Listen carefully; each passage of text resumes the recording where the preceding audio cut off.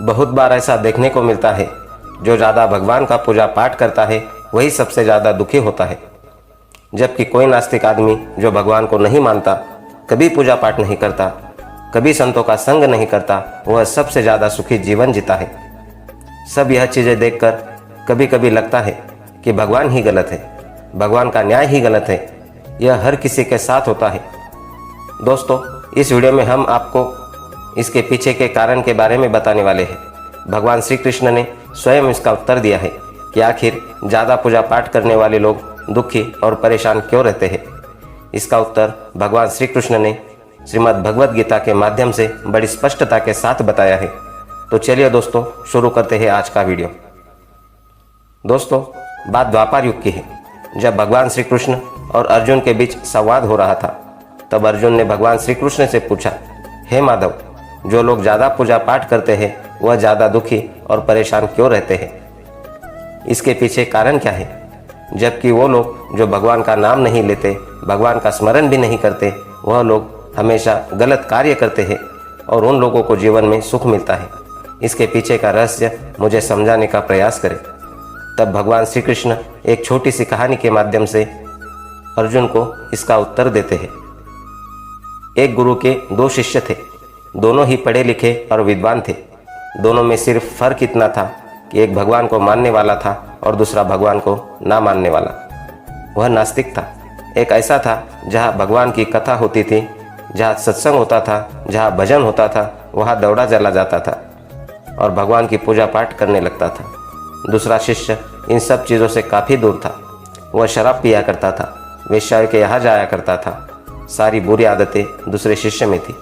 एक दिन क्या हुआ, जब वह शिष्य शराब पीकर अनाप शनाप बोलते हुए रास्ते में चलते हुए अपने घर को जा रहा था। अचानक उसको रास्ते में पैसों से भरा एक बैग मिल जाता है। उसकी खुशी का ठिकाना नहीं रहता। वह जोर जोर से चिल्लाने लगता है, आज मुझे पैसों से भरी की थैली मिल गई है, मेरा जीवन सफल हो गया। इन पैसों से अपने जीवन की आवश्यकताओं की पूर्ति कर लूँगा। वही दूसरा मित्र मंदिर से भजन करते हुए अपने घर को जा रहा था। अचानक उसकी पैर में बड़ी कांटी चुभ जाती है और उसके पैर से रक्त निकलने लगता है।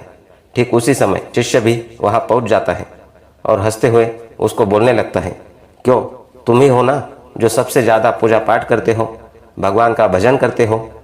क्या किया तुम्हारे लिए भगवान ने?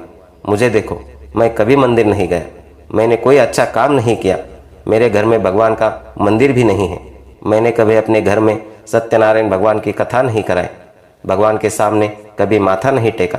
फिर भी मैं कितना संपन्न हूँ, अमीर हूँ, मेरे पास पैसों की कोई कमी नहीं है, सबसे ज़्यादा सुखी जीवन में जी रहा हूँ। अच्छे शिष्य को उसके बाद चुभने लगी।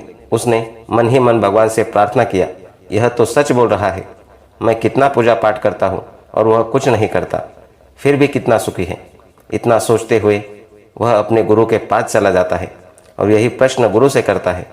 गुरुजी मुस्कुराते हुए बोले, भगवान जो करते हैं अच्छे के लिए करते हैं, जिसकी जैसी योग्यता होती है उसको उसी के अनुसार फल देते हैं। अब तुम्हारे प्रश्नों का उत्तर तुम जानते हो। भगवान ने पैरों में ही क्यों कांटे चुभाए और उसको पैसे से भरी बैग क्यों मिली? सुनो, पिछले जन्म में बहुत पाप किया था, इसीलिए तुम्हारी आज मौत होने वाली थी। तुम बच गए क्योंकि तुम मंदिर गए थे, तुमने भगवान की पूजा की थी। यही कारण है कि तुम्हारी मौत ना होकर सिर्फ एक कांटा ही चुभा। अब तुम्हारे मित्र की बात करते हैं। वह पूर्व जन्म में एक संत महापुरुष था, इसीलिए उसकी जीवन बदलने वाली थी, करोड़ों की संपत्ति का मालिक बनने वाला था।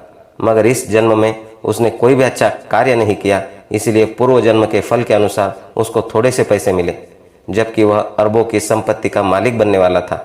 भगवान को दोष देना छोड़ दो, अपने वर्तमान के समय का सदुपयोग करो, भविष्य अपने आप सुधर जाएगा। इस प्रकार उसकी आंखें खुल गई और वह पूजा पाठ करने में लग गया। तो यही करना होता है, जो कि पूजा पाठ करते हैं वो इतना दुखी क्यों रहते हैं।